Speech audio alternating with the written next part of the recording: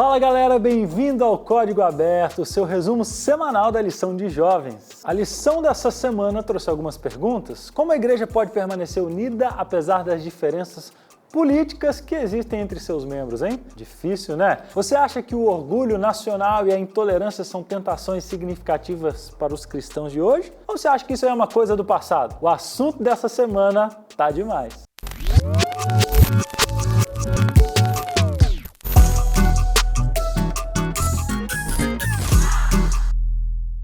Vamos começar falando de uma época maluca na história da igreja, lá nos tempos do imperador Constantino. Imagine só, pessoal, a igreja toda se envolveu em política. Os líderes, eles eram tipo VIPs no palácio, frequentavam aqueles ambientes, no meio de festanças. Tudo isso para agradar o imperador, porque o imperador também fazia muita coisa pelo cristianismo. E olha só, Constantino até criava leis em favor da igreja. Parece até um conto de fadas, né?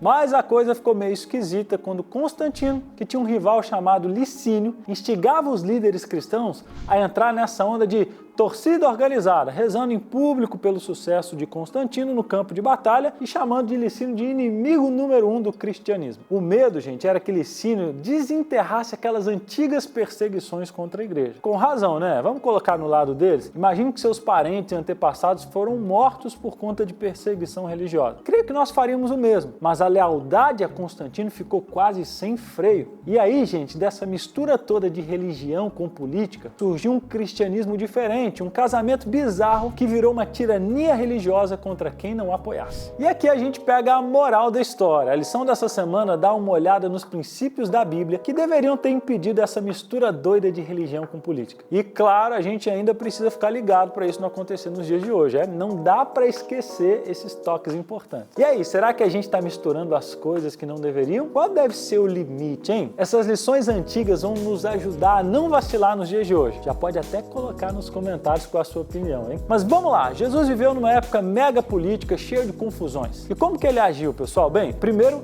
ele escolheu um time de discípulos que era tipo um mix total. Tinha Simão, que era todo nacionalista, Levi e Mateus, que era tipo um globalista. Juntos, esses caras eram como água e óleo, mas Jesus sabia o que estava fazendo, tá? Imagine só, quando os outros discípulos só falavam das glórias políticas de Israel, tinha também o Levi, um cara que os judeus consideravam um traidor. É bizarro pensar isso, mas eles tiveram que conviver juntos. E aqui que tá a lição. Às vezes a gente precisa juntar gente diferente para fortalecer a equipe. E olha essa, Jesus jogou a real sobre as tensões políticas. Ele mostrou que, na boa, as guerras que rolam por aí são motivadas pela lealdade nacional, mas ele queria algo mais profundo que isso. E ele quebrou preconceitos dos discípulos e até escandalizou o orgulho deles. A lição aqui é clara, galera. O exemplo de Jesus ensina que a gente tem que deixar de lado as diferenças, sejam econômicas, nacionais ou políticas, para fortalecer os laços. Nada de tretas na igreja, se liga, hein? A pergunta que não quer calar é assim, como é que a gente pode ajudar as igrejas a não se dividirem por causa de política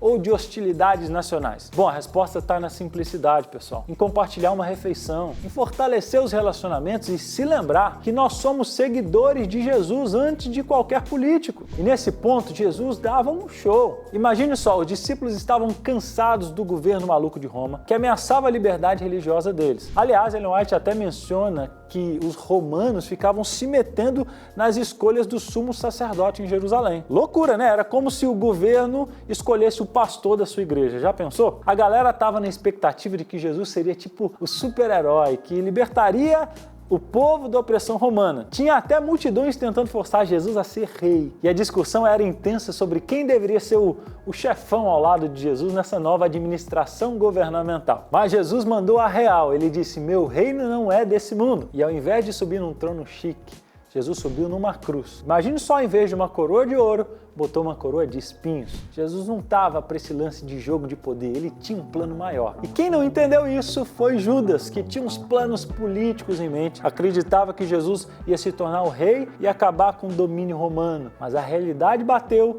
Jesus não seguiu o script e a galera ficou arrasada, especialmente o Judas. Em vez de Jesus realizar os sonhos políticos, ele foi por outro caminho, galera. E muita gente deu fora. Judas, na hora da verdade, preferiu se unir com os decepcionados. Essa história triste mostra que Jesus não quer forçar ninguém a segui-lo. Cada um escolhe seu destino, mesmo que doa. Judas se afastou porque seus sonhos políticos eram valiosos demais para ele, sabe? Infelizmente acontece isso nos nossos dias. Tem muita gente que coloca a política acima dos sonhos de Deus. Mas a boa notícia é que se a gente coloca Jesus no coração, rola uma transformação. E se Ele é o número 1 na sua vida, nossa mentalidade muda, a sua mentalidade muda. Agora, se qualquer outra coisa está na frente, a chance de tropeçar é real. Então, pessoal, a história de Judas é um lembrete. As escolhas que fazemos, especialmente quando os planos não dão certo, moldam o nosso futuro. Bora refletir e ajustar os passos e seguir com Jesus no coração. Que tal aplicarmos essas lições nos nossos dias, hein? Você topa? Então escreve aí nos comentários. Menos treta e mais união. Ó, gostei dessa hashtag. Menos treta, mais união, beleza? Afinal de contas, a gente tá no mesmo time. Que Deus te abençoe e até semana que vem.